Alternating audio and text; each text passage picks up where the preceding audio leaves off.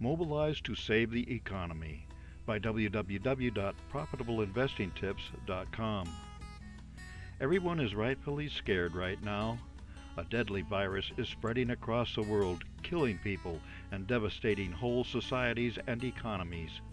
Despite being slow to react, governments across the globe are enacting social distancing measures to slow the spread and impact of the virus, and struggling to get needed medical equipment before current supplies run out.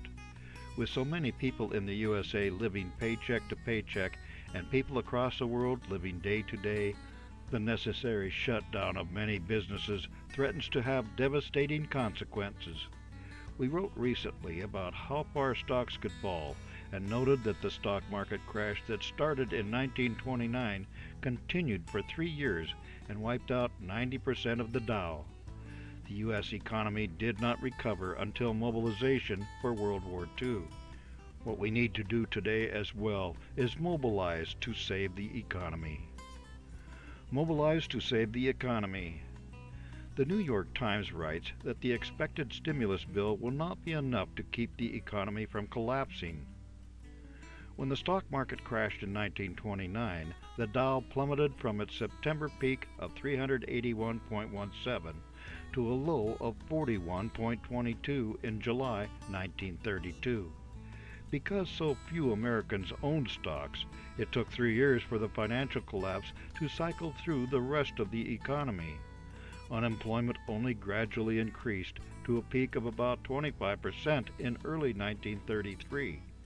Gross domestic product fell steadily, ultimately declining by about 30%. Economic crash caused by the coronavirus, if anything, will be sharper and steeper.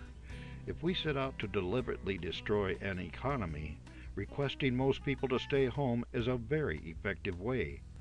The virus itself is disrupting production, but the necessary public health response to the virus is economically catastrophic. And if government doesn't act massively to offset the damage, the collapse will worsen. We agree with what they say in that the economy is likely to fall faster and farther now than in the early 1930s. The fact is that all of the jobs programs in the 1930s only provided partial relief. If the government institutes half measures now, they will be wasting trillions of dollars and accomplishing less than they could. USA has outsourced too much of its work, skills, and basic abilities. The American workforce can create masks and ventilators to keep hospitals supplied, but they may well need a cash infusion now to get started. But if the government is going to be dumping trillions of dollars into relief efforts, the best place to put the money is into infrastructure projects. Business Insider quotes the American Society of Civil Engineers, who say that the USA needs trillions to repair and beef up the infrastructure. This sort of investment would put needed money into the economy, create jobs, teach skills, and give people a greater sense of purpose than they have doing things like temp jobs in food service. The payoff of such an approach would be support for the economy now, a faster recovery, and a more efficient and more competitive America for the future.